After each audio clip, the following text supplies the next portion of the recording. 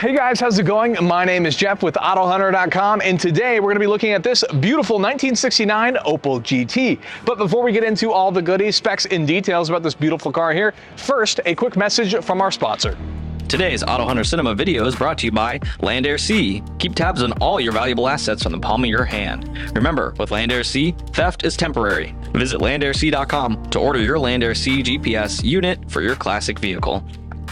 Hey guys, how's it going? It's Jeff from the Collector Car Network, and I'm here to tell you that the 2023 Barrett-Jackson Scottsdale auctions are currently happening right now from January 21st to January 29th. And more importantly, we actually have a booth just outside the main auction hall in the Pavilions Hall area. So come by, say hi, ask any questions, or if you just want to talk cars, that's okay too. But if you can't make it, no worries. We have tons of interesting cars currently for sale up at AutoHunter.com. So go and check those out, including a 1964 FIA Shelby Cobra and a 1966 Shelby Cobra. So very cool. In the meantime, I'm gonna keep driving this Z, and I will see you guys in the future. Enjoy your video. So I'm standing in front of a 1969 Opel GT that is finished in a silver blue over a black interior. One of the interesting things about this car is when the Opel GT first came out in 1968, a lot of people often compared the car to the C3 Stingray of the time. Obviously, there's some very similar body lines when you look at the fenders, hidden headlights, and even some of the rear finishes are really similar to the early C3 details.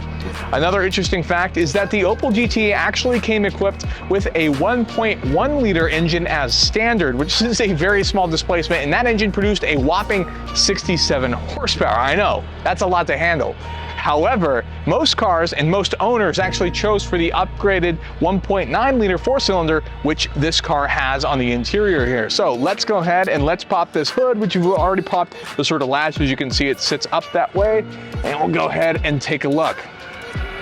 So in there, that is a whopping 1.9 liter four-cylinder. You can see it even says Opel here, along with their sort of standard ignition and everything. And you can see it's a very compact space, not many options for engine swaps, although you would see a lot of these get turned into various drag racers and stuff at the time, which is kind of interesting, but there's enough room to work on the car if you needed to do so, with a little bit of extra room here to make sure that you can hide all of your air filter and air intake bits for the engine.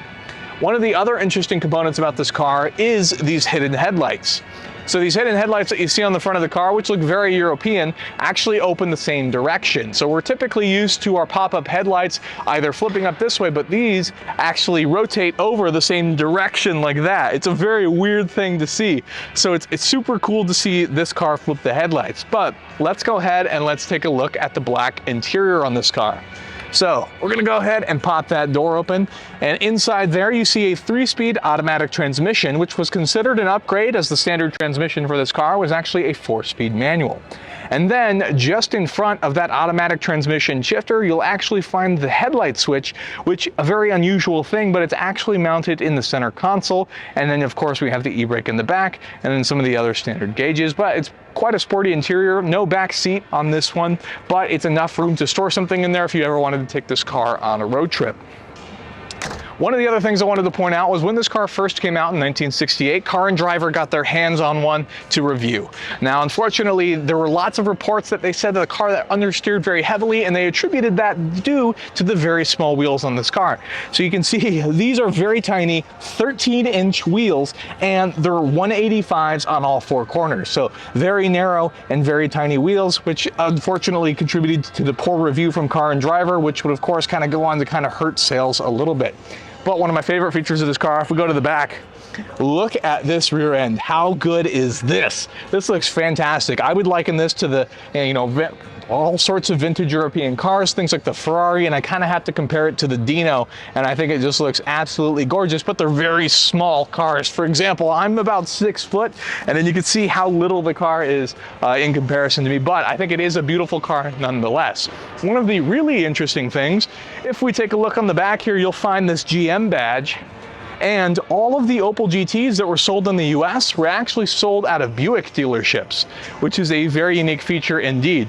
And then continuing along with some of the GM details, after the end of the initial production run for the Opel GTs that you see here, we wouldn't see another Opel GT for decades until one came out in 2007, which is actually the similar car, or pretty much a comparison car for the Saturn Sky, and the Pontiac Solstice. So with that, that is just taking a quick look at this beautiful little silver blue Opel GT. So if you guys like that video and could throw a like, we'd really appreciate it, and get subscribed as we release videos like this regularly. If you're looking for a collector car of your own, be sure to check out AutoHunter.com, our online auction site, where we have auctions going live every weekday. And with that, thank you so much for watching.